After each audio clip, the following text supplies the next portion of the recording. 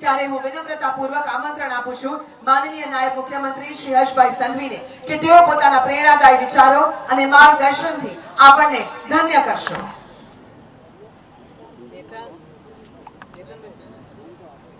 બોલો ભારત માતા की।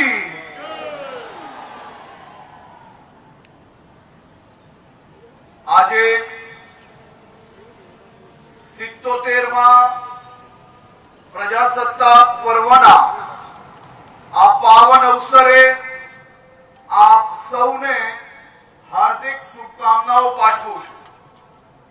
26મી જાન્યુઆરી 1950ના ઐતિહાસિક દિવસે જ્યારે ભારતે પોતાનું બંધારણ અપનાવ્યું ત્યારે વિશ્વના સૌથી મોટા લોકતંત્રના આત્મા સન્માનને સૂર્યોદય થયો હતો। દેશ દુનિયાનું સૌથી મોટું લોકતંત્ર દેશ બન્યું હતું।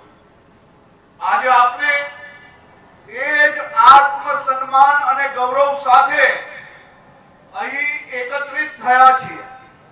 ડોક્ટર બાબા સાહેબ આંબેડકરના નેતૃત્વમાં ઘડાયેલા સંવિધાન આપણને લોકશાહી, સમાનતા અને ન્યાયના માર્ગે ચાલવાની શક્તિ આપી છે। ગુજરાતની ધરતીએ દેશને અનેક બંધારણ ઘડવૈયાઓ આપ્યા છે, જેમાં કનૈયાલાલ મુનશીજી, ગુલજારીલાલ નંદા, સરદાર વલ્લભભાઈ પટેલ અને મોરારજીભાઈ દેસાઈ જેવા મહારથીઓનો भी સમાવેશ થાય છે। આજે આ બંધારણને દેશના વિકાસ માટે એક ગુજરાતી જ ચરિતાર્થ કરી રહ્યા છે આપના યશસ્વી વડાપ્રધાન શ્રી નરેન્દ્રભાઈ મોદી સાહેબ। આજના દિવસે ભારત માતાના જયકારની ગુંજ અલગ છે, ઉર્જા આપનારી છે। આજે જ્યારે ગુજરાત પોલીસના જવાનો, ગુજરાત પોલીસની મહિલા ફોર્સ, આપણા ગુજરાતના યુવાન દીકરા દીકરીઓ, સ્ટુડન્ટ પોલીસ કેડેટ હોય કે પછી એનસીસી પોલીસ હોય કે હોમગાર્ડ હોય, પરેડ દરમિયાન જ્યારે એક પછી એક કદમ એક ટીમ તરીકે ગુજરાતની રક્ષાની કાજે જ્યારે આ ટીમમાં પડી રહ્યા હતા ત્યારે 100% એમની આંખોમાં જે વિશ્વાસ હતો તેનાથી અહીં બેઠેલા અને ગુજરાતના કરોડો નાગરિકોને 100% સુરક્ષાઓ પ્રદાન કરવાનો વિશ્વાસ આજે ટીમ ગુજરાત પોલીસ અને ટીમ ગુજરાતમાં નજરે પડી રહ્યો છે। પરેડમાં ભાગ લેનાર ગુજરાત પોલીસના સૌ જવાનો અને ગુજરાતના સૌ યુવાન દીકરા દીકરીઓ, તમે ગુજરાતનું ભવિષ્ય છો। તમે સૌ ગુજરાતની ભવિષ્ય છો અને ભવિષ્ય જોડે જોડે આજ ગુજરાત પોલીસ હાઈટેક ગુજરાત પોલીસના રૂપે આવનારા દિવસોમાં ગુજરાતની અંદર કોઈ ઘટના બને તે પહેલા રોકવા માટે સક્ષમ બનવા માટે આગળ વધી રહી છે। આ ગુંજ છે ગણતંત્રની, આ ગુંજ છે સંવિધાનના ગૌરવની, આ ગુંજ છે સૌથી જૂના અને સૌથી મોટા લોકતંત્રની। તિરંગો લહેરાય છે ગગને, લઈને સ્વપ્ન સૌના સાથનું, ગૌરવ છે મને આ માટીનું, ગૌરવ છે મારા ગણતંત્રનું। અમદાવાદ એ નગરી છે જેને ગુલામીની બેડીઓ તોડવા માટે સમગ્ર દેશને દિશા ચીંધી હતી। સાબરમતીના સંત મહાત્મા ગાંધીએ જ્યારે અમદાવાદમાં આશ્રમ સ્થાપ્યો ત્યારે આ નગરી સત્ય અને અહિંસાની પ્રયોગશાળા બની। તો બીજી તરફ અખંડ ભારતના શિલ્પી સરદાર વલ્લભભાઈ પટેલ અમદાવાદથી પોતાનું જાહેર જીવનની યાત્રા શરૂ કરી, આધુનિક ભારતના પાયા નાખ્યા। આ ભૂમિ ગાંધીના શાંતિ મંત્ર અને સરદાર સાહેબના લોખંડી મનોબળનો સંગમ છે। સ્વતંત્રતા સંગ્રામમાં અમદાવાદનું યોગદાન એ અતુલનીય છે। આ પવિત્ર ભૂમિ પરથી જ બાપુ સત્યાગ્રહીના જ્યોત જગાવી હતી. 1930 ની ઐતિહાસિક દાંડી કૂચની શરૂઆત પણ અમદાવાદની અહીંથી જ આ જ ભૂમિથી શરૂ થઈ હતી, જેને બ્રિટિશ સામ્રાજ્યને પાયા હલાવી દીધા હતા. ગાંધી અને સરદારની સ્મૃતિઓ જાળવનારું અમદાવાદ અને વડાપ્રધાન શ્રી નરેન્દ્રભાઈ મોદી અને કેન્દ્રીય મંત્રી શ્રી અમિતભાઈ શાહના દૃષ્ટિવંત નેતૃત્વ વિકાસના અવનવા સોપાનો પાર કરી રહ્યું છે. મુખ્યમંત્રી શ્રી ભૂપેન્દ્રભાઈ પટેલના સ્થિર અને સંકલ્પબદ્ધ માર્ગદર્શન હેઠળ ગુજરાતે વિકાસના જે નવા માપદંડ સ્થાપિત કર્યા છે તેનો આપણને સૌને ગૌરવ હોવો જોઈએ. ગુજરાતે વિકાસ કર્યો છે, પણ તે માત્ર ઉપર છલ્લો વિકાસ નથી, પરંતુ સર્વ સમાવેશક, સંતુલિત અને ટકાઉ વિકાસ છે. નભમાં લહેરાતો તિરંગો ગણતંત્રની ગાથા ગાય છે. લોકશાહી આ પર્વ પર જન જન હરકાય છે. ગાંધી સરદારની આ ભૂમિ પર વિકાસનો સૂરજ ચમકે છે. જુઓ આજે વિશ્વ ફલક પર મારું ગુજરાત દમકે છે. અમદાવાદ એ આજે ભારતનું પ્રથમ વર્લ્ડ હેરિટેજ સિટી તરીકે વિશ્વમાં ગુજરાતનું ગૌરવ વધારી રહ્યું છે. અમદાવાદ જિલ્લો ઇતિહાસ, સાંસ્કૃતિક અને આધુનિક ઉદ્યોગનું જીવંત સંગમ છે. એક તરફ આપણી પાસે લોથલ જેવી હજારો વર્ષ જૂની વૈશ્વિક વેપાર સંસ્કૃતિનો વારસો છે, તો બીજી તરફ ધોલેરા, સાણંદ, માંડલ, હાંસલપુર જેવા ભવિષ્યના ભારતને આકાર આપતા વિસ્તારો છે. બીઆરટીએસ હોય કે મેટ્રો, રિવરફ્રન્ટ હોય કે આધુનિક શહેરી માળખું, રાજ્યના અન્ય શહેરોને અને દેશના અલગ અલગ શહેરોને અમદાવાદ માર્ગદર્શક બન્યું છે. એ દિવસો પણ હતા જ્યારે સાબરમતી નદીનો પટ એ સૂકો ફટ રહેતો હતો. આજે નરેન્દ્રભાઈ મોદીના વિઝનના નેતૃત્વમાં એ જ સાબરમતી રિવરફ્રન્ટ બનીને વિશ્વના પ્રવાસન નકશા પર ચમકી રહ્યું છે. નદીમાં ફરતી ક્રૂઝ, કલાત્મક અટલ બ્રિજ અને ફ્લાવર શો હોય કે કાઇટ ફેસ્ટિવલ આ આધુનિક અમદાવાદની ઓળખ છે. ભારતનું પ્રથમ વર્લ્ડ હેરિટેજ સિટી હોવાનું બહુમાન ધરાવતું આપણું અમદાવાદ પ્રાચીન વિરાસત અને આધુનિક વિકાસને સાથે રાખીને ચાલનારું શહેર છે. અમદાવાદનો વિકાસ નૂતન સીમાઓ વટાવી ચૂક્યો છે. સાણંદ, ચાંગોદર, માંડલ અને વિરમગામ આજે ગ્લોબલ ઇન્ડસ્ટ્રીયલ હબ બન્યા છે. વિશ્વની ખ્યાતનામ કંપનીઓ આજે આ વિસ્તારમાં પોતાના પ્લાન્ટ સ્થાપી રહ્યું છે. વાઇબ્રન્ટ સમિટના માધ્યમથી ગુજરાતના યુવાનોનું ભવિષ્ય ઉજ્જવલ બન્યું છે. ધોલેરાએ ભારતનું પ્રથમ આયોજનબદ્ધ સ્માર્ટ ઇન્ડસ્ટ્રીયલ શહેર બન્યું છે, જ્યાં આધુનિક ઇન્ફ્રાસ્ટ્રક્ચર, વૈશ્વિક ધોરણની સુવિધાઓ અને ઉદ્યોગ માટે અનુકૂળ વાતાવરણ વિકસાવવામાં આવી રહ્યું છે.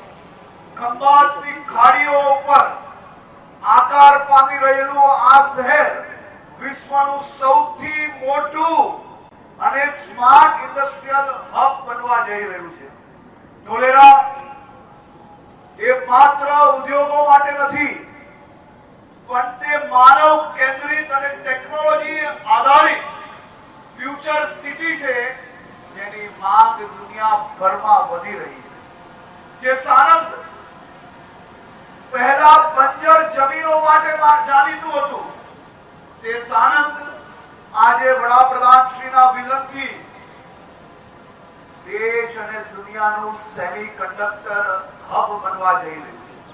હાઈટેક મેન્યુફેક્ચરિંગ અને સેમિકન્ડક્ટર ક્ષેત્રે ગુજરાત દેશની આત્મનિર્ભર ભારતની યાત્રામાં મજબૂત યોગદાન આપી રહ્યું છે. આ છે આત્મનિર્ભર ભારતની સાચી તસવીર. સાણંદની પાસે કોરજમાં દેશનો પહેલો પ્રાઇવેટ સેટેલાઇટ મેન્યુફેક્ચરિંગ પ્લાન્ટ પણ આકાર લઈ રહ્યો છે. આપણા સૌ માટે ગૌરવની વાત છે. એ જ કોરજમાં દર વર્ષે 10 લાખ ગાડીઓનું મેન્યુફેક્ચરિંગનું કામ જ્યારે એમઓયુ થયું અને એક મારુતિની કંપની એ ગુજરાતમાં દર વર્ષે 20 લાખ ગાડીઓ મેન્યુફેક્ચરિંગ કરવામાં. જ્યારે દેશના યશસ્વી વડાપ્રધાન શ્રી નરેન્દ્રભાઈ મોદીએ ગુજરાતના મુખ્યમંત્રી કાળ દરમિયાન ગુજરાતને મેન્યુફેક્ચરિંગ ઓટો મેન્યુફેક્ચરિંગ હબ તરીકે વિકસાવવાનું વિઝન લોકો સામે મૂક્યું ત્યારે અનેક સો કોલ્ડ ઇન્ટેલિજન્ટ લોકો દ્વારા આને સપનું બનાવવામાં આવ્યું. પરંતુ એ જ વિઝન આજે કેવલ મારુતિ સુઝુકી આવનારા 2029-30 સુધી દર વર્ષે ગુજરાતની આપણી જ ધરતી પરથી 20 લાખ ગાડીઓ મેન્યુફેક્ચરિંગ કરશે. હજારો લોકોને સીધી રોજગારી મળશે, લાખો લોકોને પરોક્ષ રીતે રોજગારી મળશે. કેવલ મારુતિ સુઝુકી જ નહીં પરંતુ માંડલ વિઠલાપુર જીઆઈડીસીમાં હોન્ડા કંપનીનું બી મોટું યુનિટ કાર્યરત છે. 2027 સુધી વિશ્વનું સૌથી મોટું મોટરસાયકલ ઉત્પાદન કેન્દ્ર એ આપણા ગુજરાતનું આ હોન્ડાનું યુનિટ બનવા જઈ રહ્યું છે. આ સાથે સેટકો ઓટોમોટિવ હોય, જેબીએમ ઓટો હોય, એપોલો ટાયર્સ હોય, હોન્ડા છે, જેસીબી છે, આ પ્રકારની અનેક ઓટો મેન્યુફેક્ચરિંગ યુનિટ ગુજરાતમાં લાગ્યા છે. અને આવનારા દિવસોમાં હું તમને કહેવા માંગુ છું, ખૂબ વિશ્વાસ જોડે કહું છું કે દુનિયાનું સૌથી મોટું, એશિયાનું તો સૌથી મોટું ઓટો મેન્યુફેક્ચરિંગ આપણે હબ બનવા તરફ આગળ વધી ગયા છે. પણ આવનારા દિવસોમાં દુનિયાનું સૌથી મોટું ઓટો મેન્યુફેક્ચરિંગ હબ એ આપણી ગુજરાતની ધરતી બનવાની છે. ગુજરાત વિકાસની સાથે પોતાના વિરાસતનું સંરક્ષણ પણ કરે છે. લોથલ મેરીટાઈમ હેરિટેજ કોમ્પ્લેક્સના માધ્યમથી ભારતની સમૃદ્ધિ પરંપરા અને વેપાર ઇતિહાસનો વિશ્વ સમક્ષ રજૂ કરવાની છે. આ પ્રોજેક્ટ શિક્ષણ, સંશોધન અને પ્રવાસન માટે ખૂબ જ મોટી નવી તકો ઊભી કરવાની છે. આ મ્યુઝિયમ દુનિયાને બતાવશે કે ભારત હજારો વર્ષ પહેલા દરિયાઈ વેપારમાં વિશ્વ ગુરુ હતું. આપણા જ ગુજરાતમાં દુનિયાનો સૌથી જૂનો પોર્ટ એ લોથલ પોર્ટ હતો. અને આપણું જ ગુજરાત આજે 48 પોર્ટ જોડે દેશનું 40% કાર્ગો મેનેજ કરી રહ્યું છે. ભાઈઓ, રાજ્યના ઔદ્યોગિક વિકાસ સાથે પર્યાવરણની વાત કરીએ તો નલ સરોવર પક્ષી અભયારણ્ય એ આપણી ધરોહર છે. બીજી તરફ અમદાવાદ દ્વારા પ્રયાસ થયો, સફળતાપૂર્વક આ કામગીરી થઈ મિશન ફોર મિલિયન ટ્રી.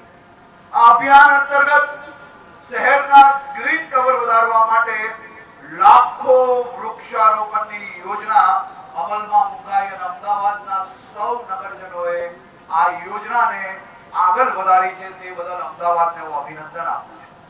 આપણા જ અમદાવાદમાં સાબરમતી રિવરફ્રન્ટ ફેઝ 2, વસ્ત્રાપુરનું નરસિંહ મહેતા તળાવ, સરખેજના શ્રી ક્ષેત્ર તળાવનું નવીનીકરણ અને મિયાવાકી જંગલો હોય કે ઓક્સિજન પાર્ક હોય, આ તમામ પ્રયાસો થકી પર્યાવરણની જાળવણી માટે અમદાવાદમાં મોટા પગલાઓ લેવાયા છે.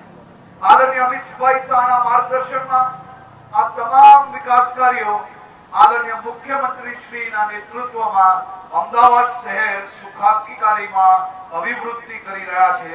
આપણા અમદાવાદને ગાંધીનગરને જોડતો મેટ્રો ફેઝ 2 મોટેરાથી મહાત્મા મંદિરનું લોકાર્પણ થયું છે. આ મેટ્રોનો ઉપયોગ વધુમાં વધુ થાય તેનો પ્રયાસ અમદાવાદ અને ગાંધીનગરના સૌ નાગરિકો કરે તેવી બી હું આજે અપીલ કરવા માંગુ છું. મેટ્રો તો નવી બની ગઈ, સરકારે નવી નવી વ્યવસ્થાઓ બી ઊભી કરી દીધી, પરંતુ આ મેટ્રો, આ બસ સ્ટેશનો, ગાર્ડનો અને સ્પોર્ટ્સ કોમ્પ્લેક્સો, આ સરકારે તમારા માટે હાઈટેક ઇન્ટરનેશનલ લેવલની વ્યવસ્થાઓ ઊભી કરી. આ તમારો હક હતો, તમને મળી ગયું. એમાં સરકાર કઈ નવું નથી કર્યું, ચાલો માનું છું, પરંતુ આ વ્યવસ્થાઓ તમારા માટે ઊભી થઈ છે. અગર આ વ્યવસ્થાઓને સાચવીને સ્વચ્છતાપૂર્વક જો વાપરવામાં નહીં આવે તો આ જ વ્યવસ્થાઓ જો કોઈક 2-5% લોકો પાનની પિચકારી છોડશે, ગંદકી કરશે, તો આપણી આ બનાવેલી નવી વ્યવસ્થાઓ એ આપણા માટે સન્માનની બદલે આપણા માટે ક્યાંક ને ક્યાંક નીચું જોવા જેવું કારણ બનશે. 26મી જાન્યુઆરીએ પ્રજાસત્તાક દિવસના દિવસે આજે આપણે સૌ એક સંકલ્પ લઈએ કે આપણા માટે આપણા હકની આ બધી વ્યવસ્થાઓને સ્વચ્છ રાખવાનો આપણે હંમેશા પ્રયાસ કરીશું. આપણા સ્વચ્છતા દૂત માટે આપણે કામ વધારવાની બદલે આ પ્રકારે સ્વચ્છતા રાખીને આપણા જે ભાઈ બહેનોને મદદગાર થવાનો પ્રયાસ કરશું, એ લોકોનું કામનો લોડ વધારવા માટે નહીં. હું આજે અહીંયા બેઠેલા સૌ લોકોને વિનંતી કરું છું કે આ રાષ્ટ્રધ્વજના સાક્ષીમાં રાખીને આપણે સૌએ સંકલ્પ લેવાનો છે કે આપણે ગંદકી નહીં કરશો, રસ્તા પર કચરો નહીં ફેંકશો, આપણે કોઈ કચરો ફેંકશે તો એને સમજણ આપીને આપણા રાજ્યને, આપણા શહેરને સ્વચ્છ રાખવાનો પ્રયાસ કરશું. સત્તાધાર, મકરબા અને હેબતપુર રેલવે ઓવરબ્રિજ જેવા પ્રોજેક્ટ્સથી ટ્રાફિક સમસ્યામાં મોટી રાહત મળી છે. આવનારા દિવસોમાં બીજા ઓવરબ્રિજ થકી બી અમદાવાદની અંદર ટ્રાફિક હળવું થશે. બુલેટ ટ્રેનનું મુખ્ય મથક હોવાના કારણે અમદાવાદ વૈશ્વિક વેપાર માટેનું કેન્દ્ર બનવા માટે આગળ વધી રહ્યું છે. Sabarmati multi modal transport hub હોય, મેટ્રો રેલ સેવા હોય કે અન્ય શહેરી ઇન્ફ્રાસ્ટ્રક્ચર પ્રોજેક્ટ થતા પરિવહન સુવિધાઓમાં નોંધપાત્ર સુધારો થયો છે. મારા અહીંયા કેટલી મોટી સંખ્યામાં યુવાન સાથીઓ અહીંયા આવ્યા. તમારા સૌ માટે, તમારું ભવિષ્ય ઉજ્જવળ બને તે માટે રાજ્યમાં અમદાવાદની આસપાસ જ્યારે આઈહબ, આઈઆઈએમ અમદાવાદ, સેપ્ટ જેવી સંસ્થાઓ તેને નોલેજ હબ તરીકે જીવંત રાખે છે. આપણે સૌએ આપણું લક્ષ્ય મજબૂત કરવાનું છે. અમદાવાદ જિલ્લો ગ્રામીણ ક્ષેત્રે પણ ખૂબ હરણફાળ ભરી રહ્યો છે. વીબીજી રામજી યોજના હોય તેમાં 6291 લોકોના નવા જોબ કાર્ડ ધારકોને 967 લાખની રોજગારી અપાઈ છે. 230 નવા મહિલા સ્વસહાય જૂથોની રચના કરવામાં આવી અને 1569 જૂથોને 2310 લાખનું બેંક ધિરાણ પૂરું પાડવામાં આવ્યું. નમો લક્ષ્મી યોજના હેઠળ 1,86,505 વિદ્યાર્થીનીઓને 13.48 કરોડ રૂપિયા આપવામાં આવ્યા અને નમો સરસ્વતી વિજ્ઞાન સાધના યોજના હેઠળ 17,358 વિદ્યાર્થીઓને 1.73 કરોડની સહાય ચૂકવાઈ છે. આપને 2030 સુધીમાં આ આખો વિસ્તાર મેલેરિયા મુક્ત ભારતનો લક્ષ્યાંક જે રાખ્યો છે તેમાં અમદાવાદ ઝડપથી અને સૌથી પહેલા એઆઈ આધારિત ડ્રોન ટેકનોલોજીથી મચ્છર ઉત્પત્તિ સ્થાનો સુધી દવા છાંટવાની કામગીરી પણ કરવામાં આવી રહી છે. આના માધ્યમથી અમદાવાદને આપણે સૌથી ઝડપથી મેલેરિયા મુક્ત કરવામાં સફળતા મળશે.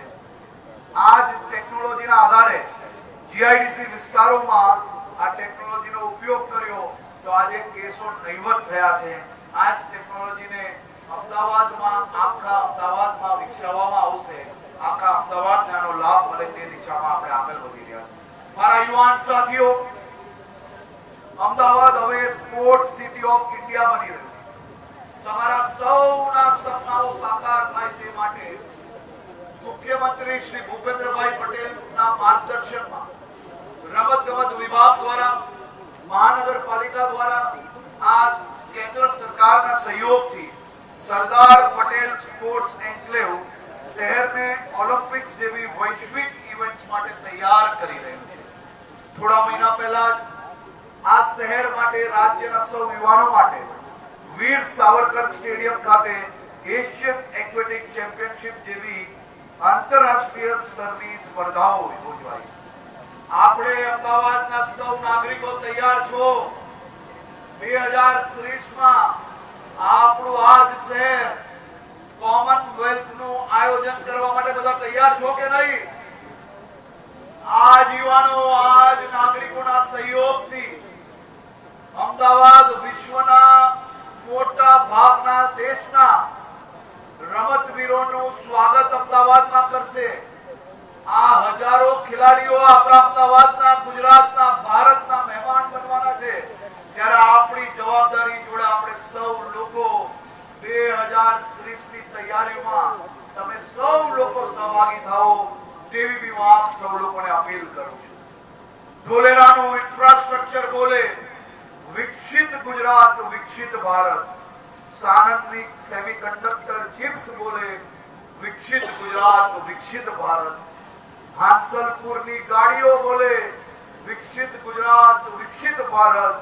લોથલનું મેરીટાઈમ હેરિટેજ કોમ્પ્લેક્સ બોલે વિકસિત ગુજરાત, વિકસિત ભારત. નલ સરોવરના પક્ષી બોલે વિકસિત ગુજરાત, વિકસિત ભારત. સાબરમતીનું પાણી બોલે વિકસિત ગુજરાત, વિકસિત ભારત. રિવરફ્રન્ટને અટલ બ્રિજ બોલે વિકસિત ગુજરાત, વિકસિત ભારત. સ્પોર્ટ્સના આયોજન બોલે વિકસિત ગુજરાત, વિકસિત ભારત. ગુજરાતના ખેડૂત, મહિલા, વિદ્યાર્થીઓ બોલે વિકસિત ગુજરાત, વિકસિત ભારત. સ્ટાર્ટઅપ અને ઇનોવેશન બોલે વિકસિત ગુજરાત, વિકસિત ભારત. શિક્ષિત નશામુક્ત યુવાનો બોલે વિકસિત ગુજરાત, વિકસિત ભારત. ગુજરાતનું યુવાધન આજે નોકરી માંગનાર નહીં પણ નોકરી આપનાર બની રહ્યું છે. સ્ટાર્ટઅપ અને ઇનોવેશન ક્ષેત્રે ગુજરાતે દેશભરમાં ડંકો વગાડ્યો છે. ભારત સરકારના રેન્કિંગ ફ્રેમવર્ક અંતર્ગત વર્ષ 2018, 19, 21, 22 અને તાજેતરમાં 16મી જાન્યુઆરી 2026ના રોજ જાહેર થયેલા પરિણામ મુજબ સતત 5મી વાર બેસ્ટ પરફોર્મર તરીકે જાહેર થયો. આ આપણા સૌ માટે અત્યંત ગૌરવની વાત છે. વર્ષ 2003માં વડાપ્રધાન શ્રી નરેન્દ્રભાઈ મોદીએ વાવેલું વાઇબ્રન્ટ ગુજરાતનું બીજ એ આજે વટવૃક્ષ બન્યું છે. હવે આપણે આ સફળતાને ગાંધીનગર સુધી સીમિત ન રાખવા જિલ્લા સ્તરે લઈ ગયા છે. આજે આપણે વાઇબ્રન્ટ ગુજરાત રિજનલ કોન્ફરન્સના માધ્યમથી સ્થાનિક ઉદ્યોગોને વૈશ્વિક મંચ સુધી પહોંચાડવામાં સફળતા પ્રાપ્ત થઈ છે. ઉત્તર ગુજરાતમાં મહેસાણા ખાતે યોજાયેલી કોન્ફરન્સમાં 3.25 લાખ કરોડના રોકાણ સાથે 1254 MOU થયા. સૌરાષ્ટ્ર અને કચ્છ રાજકોટ ખાતે યોજાયેલ વાઇબ્રન્ટ ગુજરાત રિજનલ સમિટમાં 5,78 કરોડની જંગીર રકમ નું રોકાણની ગેરંટી સાથે 5,000 થી વધારે MOU થયા. આનાથી સ્થાનિક સ્તરે MOU, MSME અને ઉદ્યોગોને વેગ મળશે અને ત્યાંના યુવાનોને ઘર આંગણે જ રોજગારી. હવે આગામી સમયમાં દક્ષિણ ગુજરાત માટે સુરતમાં અને મધ્ય ગુજરાત માટે વડોદરા ખાતે આ જ પ્રકારના વાઇબ્રન્ટ ગુજરાત રિજનલ કોન્ફરન્સના આયોજન કરવાના છે. ગુજરાત હાલમાં જ ભારત સરકારના માર્ગદર્શનમાં વર્લ્ડ ઇકોનોમિક ફોરમ ખાતે ગુજરાતની શક્તિ, ગુજરાતની સ્કિલ, ગુજરાતના કરોડો નાગરિકોની મહેનત અને એમની આવડતને ઉજાગર કરવા માટે વર્લ્ડ ઇકોનોમિક ફોરમમાં ગુજરાત સરકારનું એક ડેલિગેશન ગયું.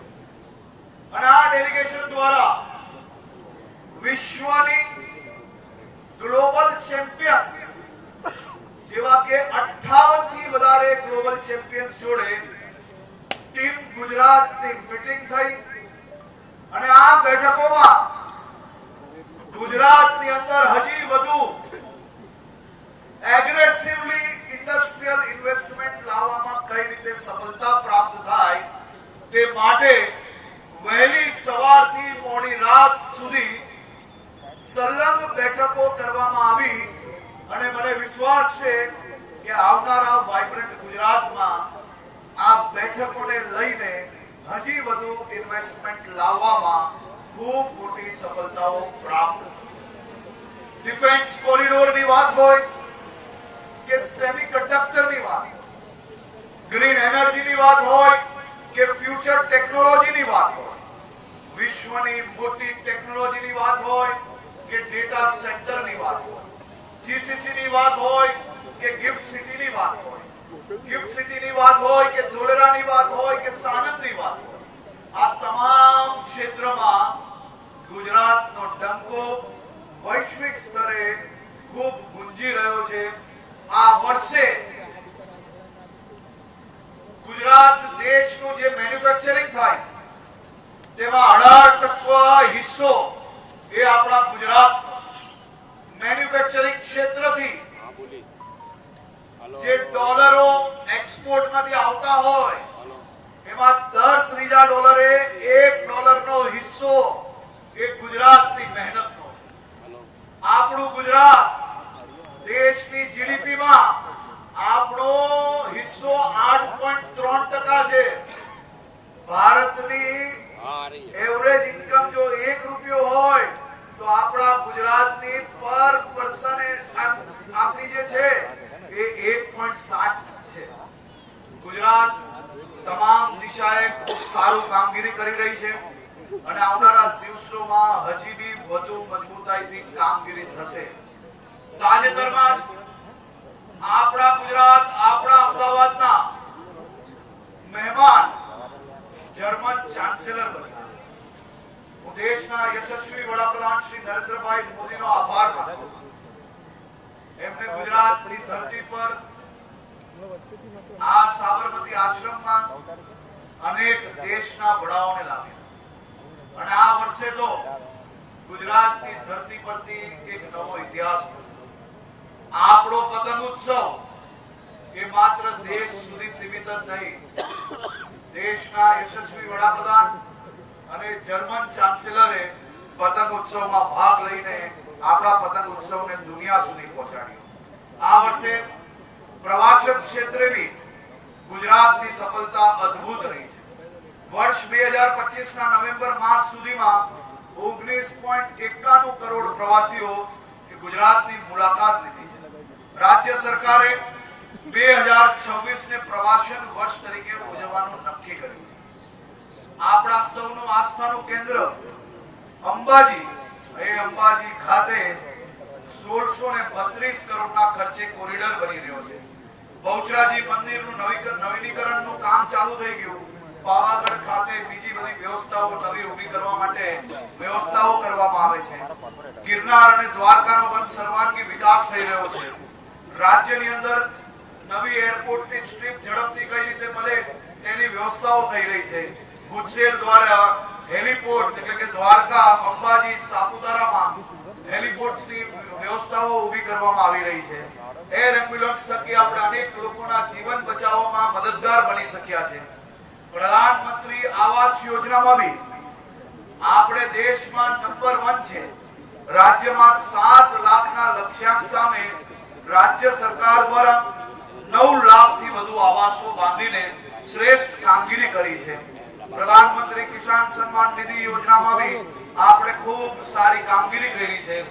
66 લાખથી વધુ ખેડૂત પરિવારના બેંક ખાતામાં સીધા 22,000 કરોડ રૂપિયાની રકમ આ વર્ષે જમા કરાવવામાં આવી છે. નમો લક્ષ્મી યોજના હોય, નમો સરસ્વતી વિજ્ઞાન સાધના યોજના હોય, મુખ્યમંત્રી પૌષ્ટિક અલ્પાહાર યોજના હોય, માતા અને બાલ આરોગ્યની યોજના હોય, આ બધા જ ક્ષેત્રમાં ગુજરાત સરકાર દ્વારા ખૂબ સારી કામગીરી કરવામાં આવી છે. ગુજરાતે ડ્રગ્સ માફિયાઓ સામે ઝીરો ટોલરન્સની નીતિઓ અપનાવી છે. એક પછી એક ઇન્ટરનેશનલ હોય, નેશનલ હોય કે રાજ્યના ડ્રગ્સ પેડલર્સ હોય, આ બધાને પકડવામાં સફળતા પ્રાપ્ત થઈ છે અને જેલના હવાલે બંધ કરવામાં બી સફળતા પ્રાપ્ત થઈ છે. કુલ મળીને 5482 જેટલા ડ્રગ્સ પેડલરો અને આરોપીઓને જેલના સલિયા પાછળ ધકેલી લીધા છે. મુખ્યમંત્રી શ્રી ભૂપેન્દ્રભાઈ પટેલના માર્ગદર્શનમાં હજી વધુ મજબૂતાઈથી અમે કામગીરી કરશું. અહીંયા બેઠેલી બહેનો, તમને સૌને જાણીને મનમાં સંતોષ થશે. ગુજરાત દેશનું સૌથી સુરક્ષિત રાજ્ય છે. બધા જ રાજ્યો કરતા આજે ટકાવારી, આંકડા, ઘટના આ બધામાં ગુજરાત સુરક્ષામાં નંબર 1 જ છે. પરંતુ તોય કોઈ બહેનો ઉપર કોઈ બી પ્રકારના અત્યાચાર, કોઈ બી પ્રકારની કોઈ ખરાબ નજર કરીને બી જોઈને તો આપણે ક્યારેય ના પોસાય. ગુજરાતે દેશભરમાં સૌથી વધુ, સૌથી ઝડપથી ફાંસીઓ અપાવવામાં બી ગુજરાત નંબર 1 રાજ્ય છે. ગુજરાતે 14 નરાધમોને ફાંસીની સજાઓ અપાવી અને એ સજા બી ગણતરીના દિવસોની અંદર દીકરીઓ સામેના અત્યાચારના કિસ્સાઓમાં 907 ગુનેગારોને આજીવન કેદની સજા અપાવવામાં સફળતા પ્રાપ્ત થઈ. ઝડપી ચાર્જશીટમાં બી દેશભરમાં ગુજરાત નંબર 1 છે. 1500 થી વધારે કેસોમાં 15 થી 30 દિવસની અંદર ચાર્જશીટ કરવામાં ગુજરાત પોલીસને સફળતા પ્રાપ્ત થઈ. ગુમ થયેલા બાળકોને ગુજરાત પોલીસે 5 વર્ષમાં 17,471 ગુમ થયેલા બાળકોને શોધીને તેમના માતા પિતાને પરત કર્યા. એમનું પુનઃ મિલાન કરાવવામાં સફળતા પ્રાપ્ત થઈ છે. તેમજ કુલ 66,497 જેટલા બાળકોને શોધવામાં પોલીસને સફળતા પ્રાપ્ત થઈ છે. ગુજસીટો સંગઠિત ગુનેગારો સામે ગુજરાત ખૂબ મજબૂતાઈથી કામ કરી રહી છે. 2025માં 338 ગુંડાઓને જેલ ભેગા કરી લેવામાં આવ્યા છે. ઘરેથી જેલ જતા જતા સીધા ના ચાલી શકે તેવી વ્યવસ્થાઓ કરવામાં આવી. આ જ પ્રકારના ગુંડાઓનો દબાણ હટાવવામાં બી ગુજરાત પોલીસે ખૂબ સારી કામગીરી કરી છે. હજારો દબાણો હટાવવામાં ગુજરાત પોલીસે જે કામગીરી કરી છે એ અદ્ભુત છે અને આવનારા દિવસોમાં આ જ જમીનો રાજ્યના નાગરિકોને હિતમાં વાપરવામાં આવશે. ગુજરાત પોતાની સંસ્કૃતિ અને સ્વાભિમાન માટે હંમેશા અગ્રેસર રહ્યું. આપણા સૌનું આસ્થાનું સૌથી મોટું કેન્દ્ર માત્ર ગુજરાત માટે જ નહીં, દેશના સૌ નાગરિકોનું બી આસ્થાનું સૌથી મોટું કેન્દ્ર એવું આપણું સોમનાથ દાદાનું મંદિર 1000 વર્ષ પહેલા ગજનીના મોહમ્મદ દ્વારા આ મંદિર ઉપર આક્રમણ કરવામાં આવ્યું. આ મંદિરને માત્ર સોનું કે ધન લૂંટવાના માટે નહીં, પરંતુ ભારત દેશના કરોડો નાગરિકોની આસ્થાને ઠેસ પહોંચાડવાનું કામ કરવામાં આવ્યું. પરંતુ આ મોહમ્મદ ગજની ભૂલી ગયો હતો, એ ચૂકી ગયો કે મંદિરની દિવાલ તોડી શકે, પરંતુ ભારત દેશના કરોડો શિવ ભક્તોની આસ્થા તોડવાની હેસિયત એ કોઈની હતી નહીં અને કોઈની હોઈ ના શકે. આ 1000 વર્ષ એ સોમનાથ સ્વાભિમાન પર્વ તરીકે ઉજવવામાં આવ્યું. આપણે સૌને ગર્વ થાય કે દેશના લોકપ્રિય પ્રધાનમંત્રી આદરણીય શ્રી નરેન્દ્રભાઈ મોદીજી આ સોમનાથ સ્વાભિમાન પર્વમાં હાજરી આપીને 72 કલાકના ઓમકારનાદમાં ભાગ લીધો અને ઓમ નમઃ શિવાય ઓમના ઓમકારનાદ જોડે શિવ ભક્તિમાં જોડાયા. બીજા દિવસે સોમનાથ સ્વાભિમાન યાત્રા એ ભારતના ઇતિહાસની સૌથી મોટી યાત્રા નીકળી. લાખો શિવ ભક્તો ઓમ નમઃ શિવાયના નારા ગુંજી રહ્યા અને લાખો લોકોના હાજરીમાં સોમનાથ સ્વાભિમાન પર્વનું આયોજન કરવામાં આવ્યું. આજે હું મારા રાજ્યના સૌ નાગરિકોને વિનંતી કરવા માંગુ, સૌ માતા પિતાઓને વિનંતી કરવા માંગુ કે આપણા દેશમાં એક કાળ એવો આવ્યો હતો કે આપણો ઇતિહાસ છુપાવવામાં આવ્યો. આપણે મોહમ્મદ ગજનીની મહાનતા જરૂરથી બતાવી હશે, પરંતુ વીર હમીરસિંહ અને વેગડા ભીલ જેવા વીર જવાનોને ક્યાંક ને ક્યાંક દબાવી લેવામાં આવ્યા, છુપાવી લેવામાં આવ્યા. આદરણીય પ્રધાનમંત્રી શ્રી નરેન્દ્રભાઈ મોદીજી દ્વારા એક નવું કુલ,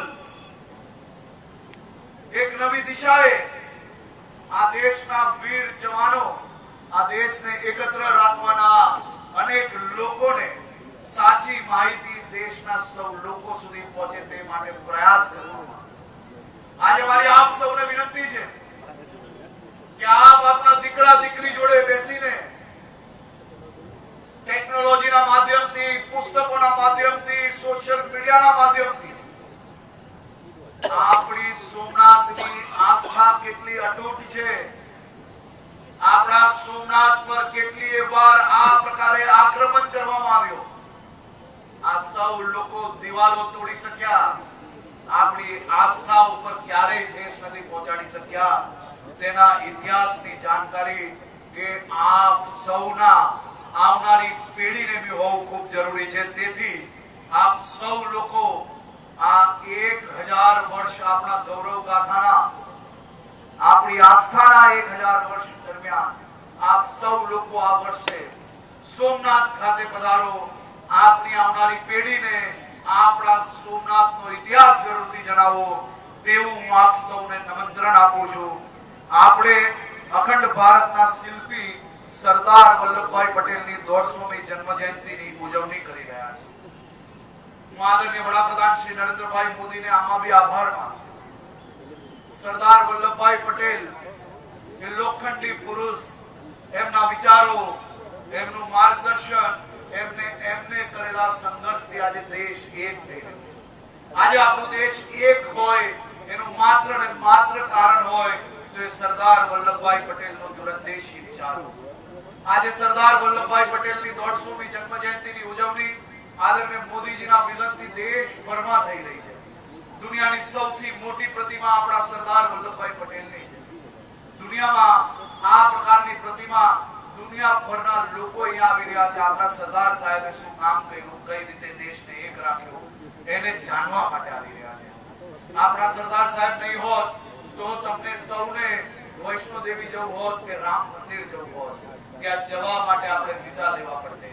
સરદાર સાહેબ માટે આજે આપણે સૌને વિનંતી કરું છું કે પોતાના બાળકોને એવરેજ આખા વર્ષમાં માત્ર 1 કલાક જો આપશો ને તોય આપણે અંદાજો આવશે કે આપણા સરદાર સાહેબે કયા પ્રકારની કામગીરી કરી છે. આજે પ્રજાસત્તાક પર્વ નિમિત્તે આપણા દેશની તાકાત કેટલી મોટી છે, આપણું દેશ ક્યાં પહોંચી રહ્યું છે, દુનિયાભરના લોકો ભારતની અંદર નિવેશ કરવા કેમ આવી રહ્યા છે, એની તાકાત હોય ને તો આપણા દેશના કરોડો યુવાનો અને આપણા દેશના આપણા વડાપ્રધાન શ્રી નરેન્દ્રભાઈ મોદીનો દૂરંદેશી વિચારો. આજે આપણે ફક્ત પ્રજાસત્તાક દિવસ ઉજવી રહ્યા નથી, આજે આપણે ભારતની અદ્ભુત શક્તિ, તેની ગતિ અને તેના વિશ્વાસનો ઉત્સવ મનાવી રહ્યા છીએ. આજે આપણું નવું ભારત ક્યાં પહોંચ્યું છે. ભારતની વસ્તી 146 કરોડ, આધાર કાર્ડ ધારકો 140 કરોડ, આપણા ભારતની અંદર ઇન્ટરનેટ વપરાશ કરતા 81 કરોડ લોકો છે, મોબાઈલ સબસ્ક્રાઇબર 117 કરોડ લોકો છે, આપણા ભારતની અંદર 99 કરોડ મતદારો છે, આપણા ભારતની અંદર 30 કરોડ લોકો ઈ કોમર્સ વાપરી રહ્યા છે, અને આજ આપણું ભારત આજે 66 કરોડ સ્માર્ટફોન વાપરી રહ્યું છે. ભાઈઓ અને બહેનો, આ કોઈ આંકડા નથી, આ ભારતની શક્તિની કહાની છે.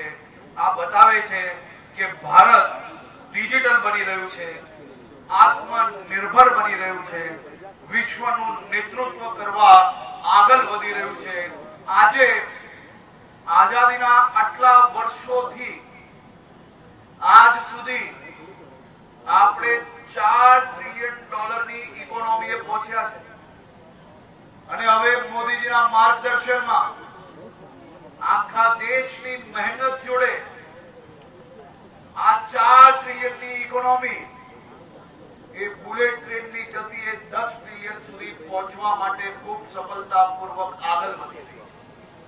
અને આ 10 ટ્રિલિયન ની ઇકોનોમીમાં સૌથી વધારે